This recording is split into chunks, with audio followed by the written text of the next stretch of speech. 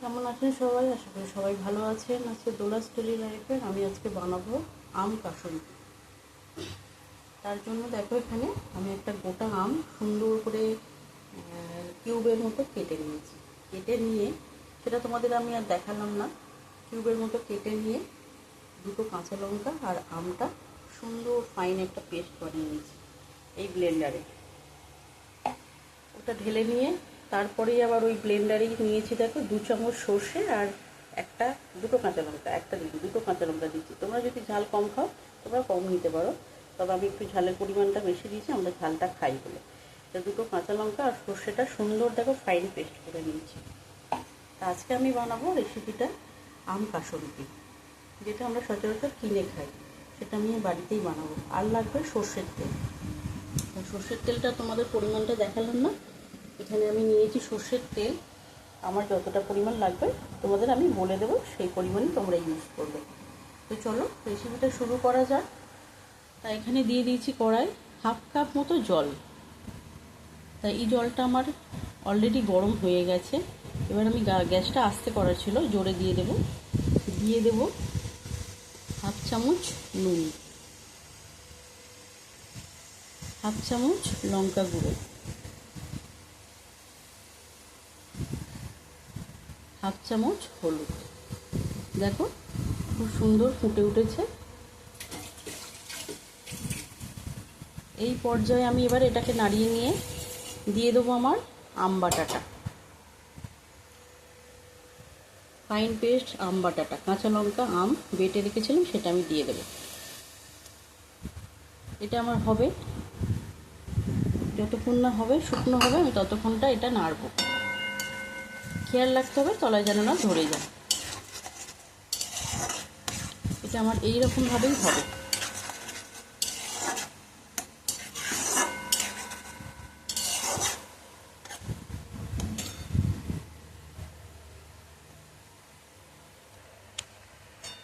বন্ধুরা দেখো আমের কাপটা অনেকটাই শুকনো হয়ে গেছে। মোট কথা এতে জল থাকবে না, সেটা শুকিয়ে গেলে আমাকে দিয়ে দিতে হবে সর্ষে পেস্টটা। আমি এখানে আগে থেকে করে রেখেছি সর্ষে পেস্ট, আর এখানে আমি নুন দিয়ে সর্ষেটা পেস্ট করেছি যাতে না তেতো হয়। তা সর্ষে আর কাঁচা লঙ্কা আর নুন দিয়ে আমি এটা সুন্দর ফাইন পেস্ট করে রেখেছিলাম, সেটা আমি এখন দিয়ে দেবো।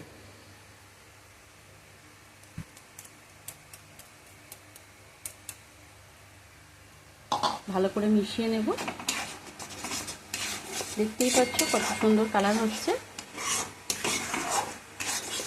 আর এটা যদি তোমরা অনেক দিন স্টোর করে রাখতে চাও, এতে তোমরা 2 চিপি ভিনিগার ইউজ করবে। আমিও দেবো, কারণ আমি এটা স্টোর করে রাখবো। কাঁচা আম তো সারা বছর পাওয়া যায় না, তাই এটা আমার স্টোর করা থাকবে, তাই দেব একটু ভিনিগার।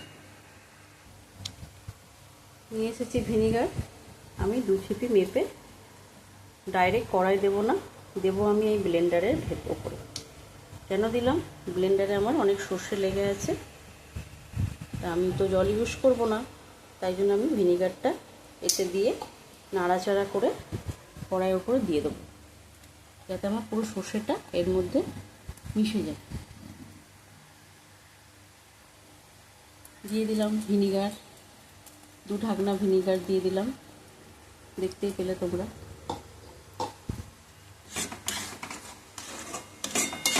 এই পর্যায়ে এবার আমি দিয়ে দেব, আমার হলুদের পরিমাণ মনে হচ্ছে একটু কম হচ্ছে, আমি একটু দিয়ে দেব।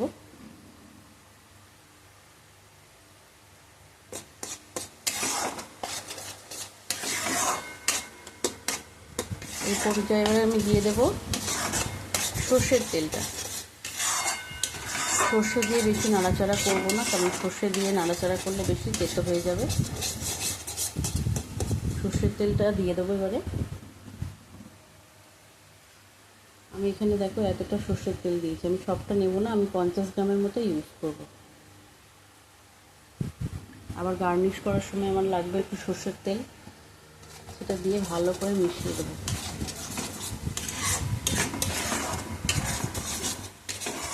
তো বন্ধুরা কেমন লাগলো আমার এই আম কাসুন্দি রেসিপিটা? ভালো লাগলে অবশ্যই তোমরা আমার ডোলাস ডেইলি লাইফ ইউটিউব চ্যানেলটাকে সাবস্ক্রাইব করবে তোমরা, আর সাবস্ক্রাইব করে পাশে থাকবে, এটা অনুরোধ রইল। আর আরও এরকম নিত্য নতুন রেসিপি পেতে আমার ইউটিউব চ্যানেল, আমার ফেসবুক পেজ অবশ্যই তোমরা ফলো করবে। এই পর্যায়ে এটা হতে থাক। নুন মিষ্টিটা আমি স্বাদ মতো দেবো। সরি, মিষ্টিটা তোমরা ইউজ করতেও পারো, আবার নাও করতে পারো, তবে আমি এখানে একটু মিষ্টি ইউজ করব স্বাদটা ব্যালেন্স রাখার জন্য। বেশি দেবো না, অল্পই দেবো। রেডি করে রেখেছি। এটা 1 চামচ আছে, আমি হাফ চামচ দেবো। দিয়ে এবার সুন্দর করে এটা হতে থাক।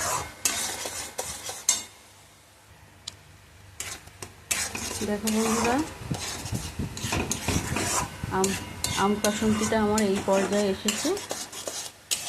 এখনও শুকনো হবে, একটু সামান্য আছে। যখন দেখবো কড়াই আমার ধরে ধরে আসছে, মানে লেগে লেগে যাচ্ছে, তখনই এটা হয়ে যাবে সম্পূর্ণ। তো এখনও এটা হবে। আর অবশ্যই করে তোমরা কিন্তু ভিনিগারটা ইউজ করো, কারণ তোমরা তাহলে অনেক দিন ধরে স্টোর করে রাখতে পারবে।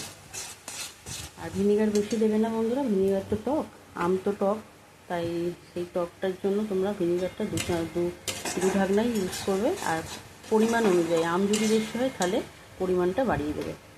আমার একটা আম ছিল তাই 2 ঢাকি দিয়েছি, আর যদি 2টো আম থাকে 4 ঢাকি।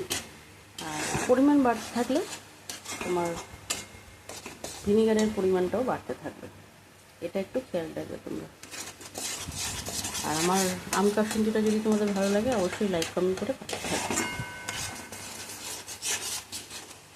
যেখান থেকে ভিডিওটা দেখো কিনা অবশ্যই আমার চ্যানেলটাকে ইউটিউব ডোলাস ডেইলি লাইফ ইউটিউব চ্যানেলটাকে সাবস্ক্রাইব করবে।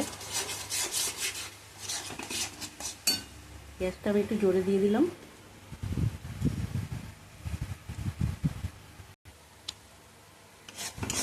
আম কাসুন্দি আমার রেডি বন্ধুরা, আম কাসুন্দি আমার রেডি হয়ে গেছে।